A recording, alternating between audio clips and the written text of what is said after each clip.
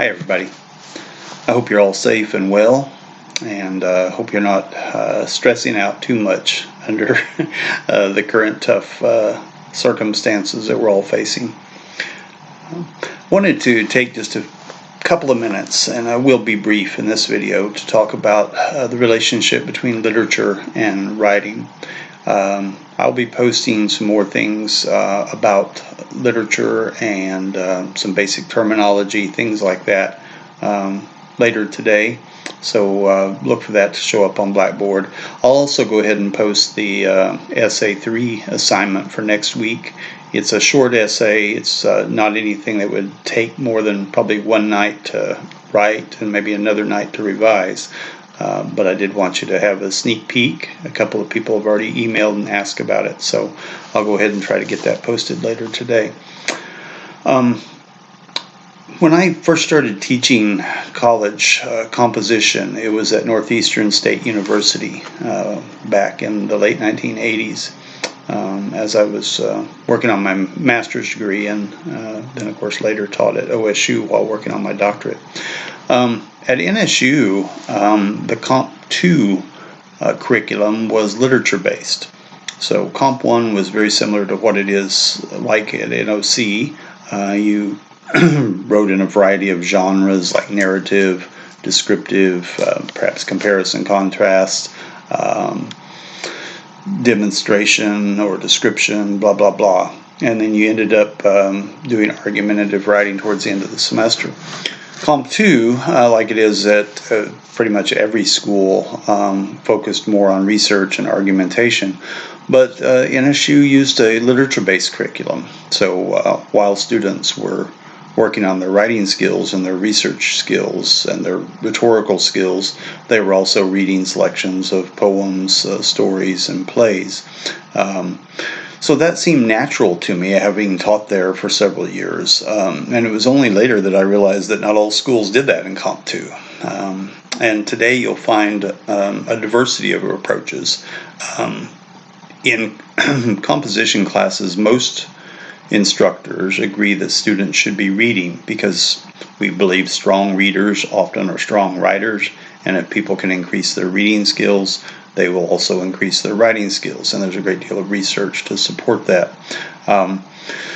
So we almost always assign readings, whether out of a textbook or online or whatever, but it's not as important what the exact nature of those readings are. So our textbook that we sometimes use in Composition 2 here has an assortment of argumentative essays from various areas, science, politics, nature, technology, education, etc. But another way to teach critical thinking, and this will be on one of the handouts I'll post later today, is through literature.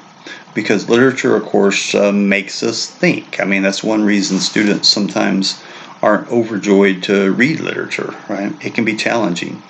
Now, I can assure you that I've not picked the things that I've picked for you to read over the next few weeks on the basis of difficulty. I wasn't looking for the most mysterious, most mind-stretching things. I was trying to find, on the contrary, things that I thought were fairly accessible, but at the same time would make you think. I think Tolstoy's The Three Hermits does exactly that. In this case, it makes us think about what true religion is, what true Christianity is. Tolstoy himself had some very powerful ideas about that. He read Jesus's words more literally, I think, than most people do.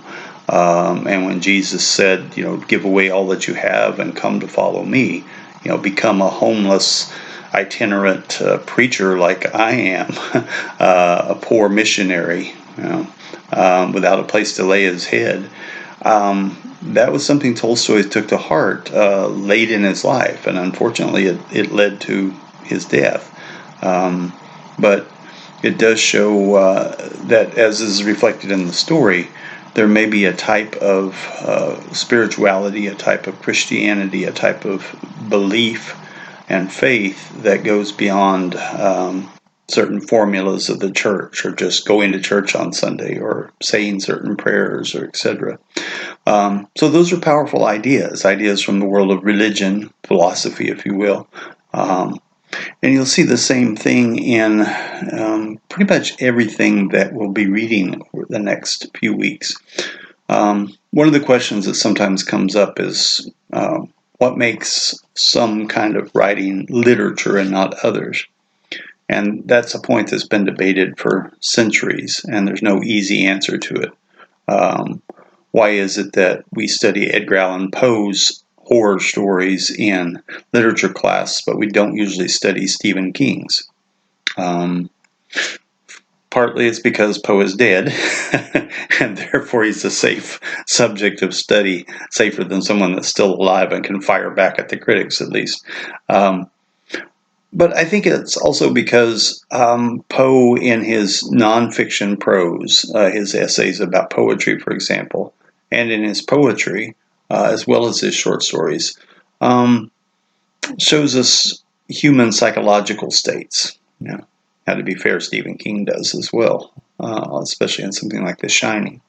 But I think literature at its best is a humanistic discipline, meaning it's focused on human beings. Even Tolstoy's story, which of course deals with people who take their religion, their God, very seriously, the focus is on human beings and how we act in the world and how we relate to each other.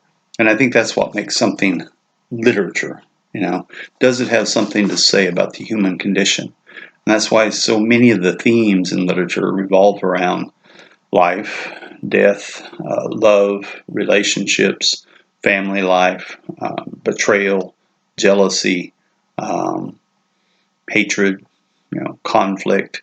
These are all part of the human condition that we deal with on a day-to-day basis. And so when we read literature, as opposed to, say, just pure escapism, when we read literature, it may be entertaining us, it may be thrilling us, it may be making us laugh, but at some level, it's also making us think about what it means to be a human being and what it means to live in community with other human beings. Okay, that's all for today. Obviously, the rest of this week, you've got the quiz to take over the readings. You've got 2 discussion board posts to do, one over the Tolstoy story, and then one over any one of the 3 poems that are assigned. If you haven't already, please read through the handout on discussion board post and what I expect from you on those over the next few weeks. Also, the PowerPoint online, I broke it up into 2 because it was taking so long to load as one. So there are now part 1 and part 2, and I can't remember exactly where the dividing line is. But, you don't probably need to go through that. You may not need to go through it at all, but if you're interested in hearing a little bit about the writers in terms of their biographies or why they're significant, you might go through. Again, you just click on the little audio icon up by the name, and you'll hear me telling a little bit about each of them. And these audio commentaries, I should add, were done without any notes or without a script. So I may say, I may pause, I may repeat myself.